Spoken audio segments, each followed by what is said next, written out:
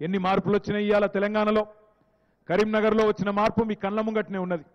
రోడ్లు బాగైనాయి, డ్రైనేజీలు బాగైనాయి, కరెంటు మంచిగైంది, తాగునీళ్లు మంచిగైంది, సాగునీరు ఇవాళ మీ ఎల్ఎండి నాకు బాగా యాదుకున్నది.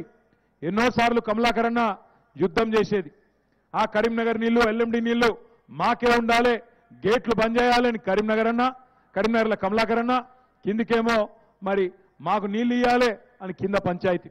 ఇలా ఉన్నదా గోస?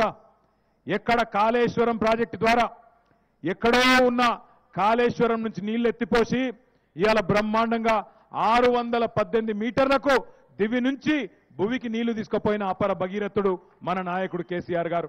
ఆ కాళేశ్వరం ప్రాజెక్టు వల్ల మిడ్ మానేరు కానీ, అప్పర్ మానేరు కానీ, లోవర్ మానేరు కానీ ఇవాళ సస్యశ్యామలమై కరీంనగర్ జిల్లా పైనుంచి చూస్తే ఒక సజీవ జలధారలాగా ఎక్కడి నుంచి ఎక్కడ చూసినా ఉమ్మడి కరీంనగర్ జిల్లా అద్భుతంగా కనబడతా ఉన్నది.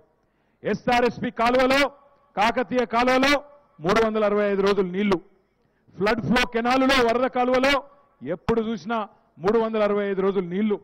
పైన అప్పర్ మానేరు నుంచి లోవర్ మానేరు దాకా, లోవర్ మానేరు నుంచి కింద గోదావరి దాకా ఎక్కడ చూసినా జల కళతోని ఇలా కరీంనగర్, ఉమ్మడి కరీంనగర్ జిల్లా కలకలలాడుతూ ఉన్నది.